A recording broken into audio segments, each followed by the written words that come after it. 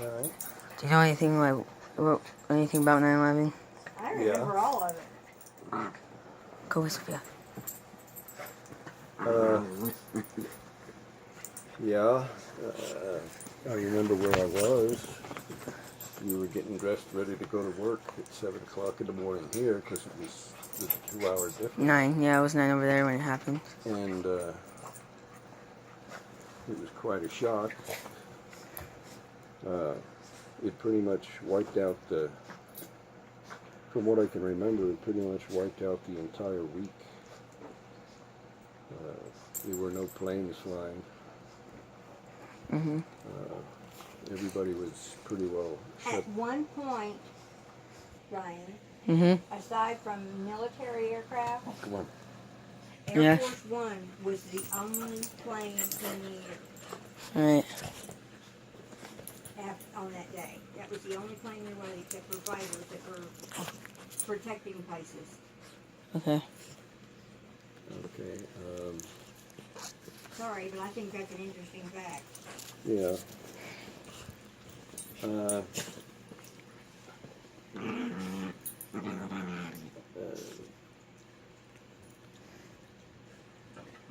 Stop it for a minute. Let me think. Planes. Yeah. There were one of them, or two of them, hit the World Trade Center. The third one hit the Pentagon, and the fourth one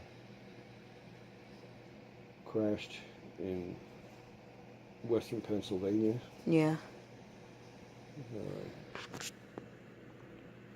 I was working for the U.S. Attorney's Office at the time,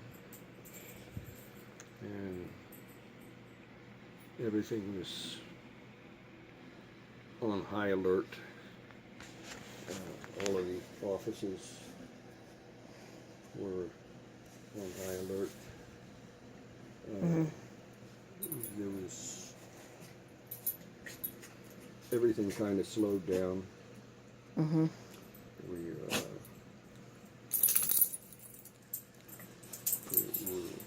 pretty much kind of watching. Okay, everybody go.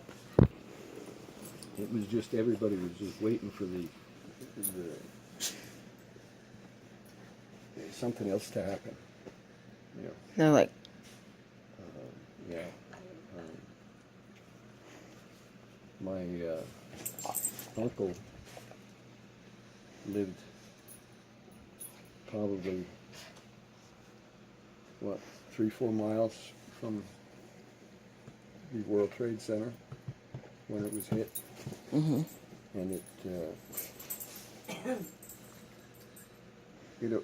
it affected him really bad. I mean, all he did was sit and watch CNN. But other than that, there was nothing that changed here too much. yeah. It's just mostly in New York. Yeah. And then we went in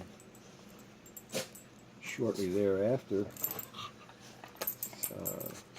and our plane, I guess it was, what was it, a month or so, Marianne? Where did she go? Hang on. It was about a month after the World Trade Center that we went into New York. We went into New York on November the 6th. Okay, well that's 2 months. Almost. yeah. Almost And once. I had the window seat. And when we flew over Ground Zero, it was still smoking. There were still fires that had not been completely doused.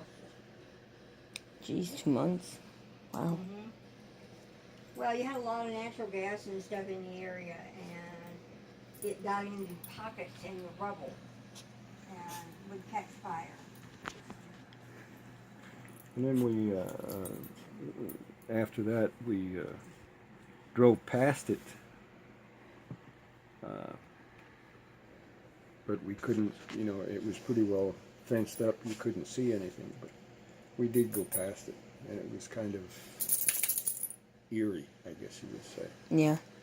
Especially from what was your home state. When did we go past it? I don't remember that. What? When did we go past it?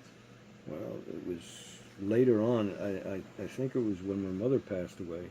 Oh, okay. Yeah, I was gonna say, yeah, then, but when we were there for Uncle Vin, we never got down to that part of it. No. Oh, you can tell about Uncle Vin too. What happened to him? Enlighten me. Remember, He had his window open, and all of the ash and smoke and everything blew in his direction, Yeah, and it affected his health adversely. yeah, I remember that now. Yeah. He ended up in the hospital. In fact, he was in the hospital up until we got there, Yeah. and then he came home, and he was back in the hospital in January because Joyce and I went out in February. But anyway, it affected people in different ways.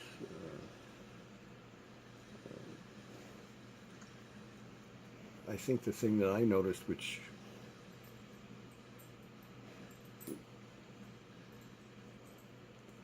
I kind of liked, was no aircraft. I'm a big fan of flying, but not having any planes flying overhead, because our house is right in the pathway of the flight's landing, and it was just very quiet, very.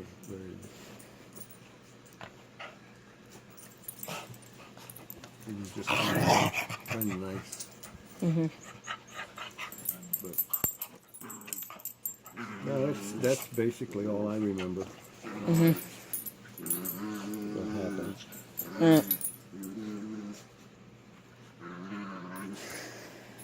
You have any questions? No.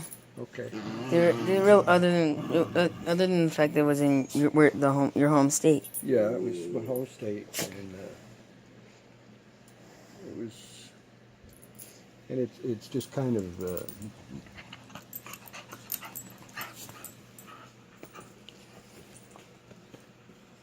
sad not seeing the towers there.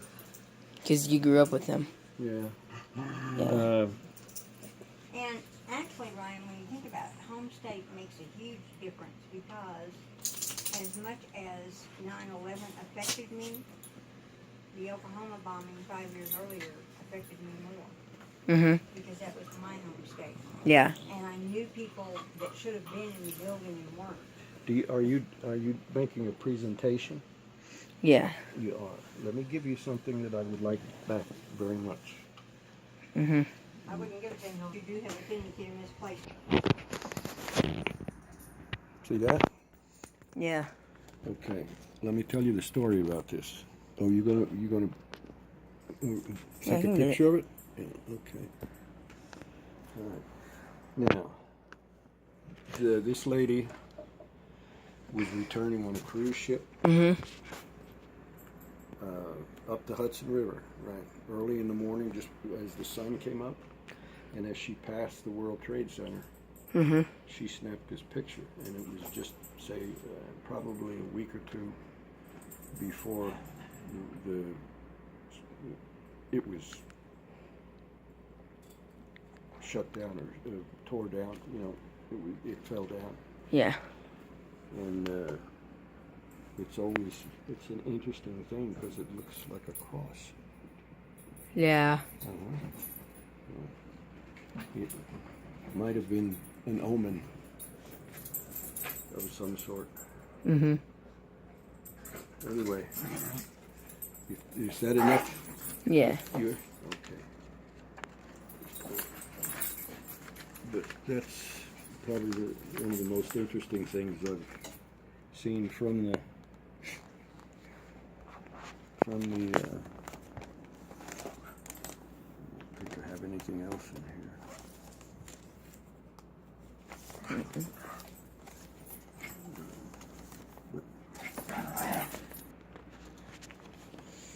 Picture saved by later training his past summer on July 28, 2001. It is a sunrise over Lower Manhattan. She writes, As I watched the beautiful skyline of New York City float past me, I noticed the sun was about to line up just behind the Twin Towers. I was lucky enough to snap the picture at exactly the right moment. If you look at the sun rays, it is almost photographic, Prophetic. prophetic, a little spooky. Now, can you get that? Can you get the? No, I mean this part of it. Okay, there it is. I got it. Okay. Now you have the other picture too? Yeah. Okay. All right.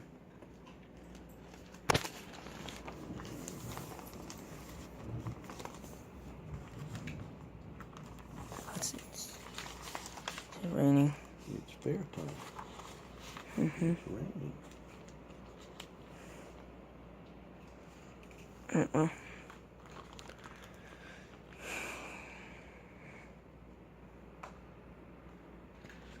Well, yes, thank you for letting me tell me the story. Okay.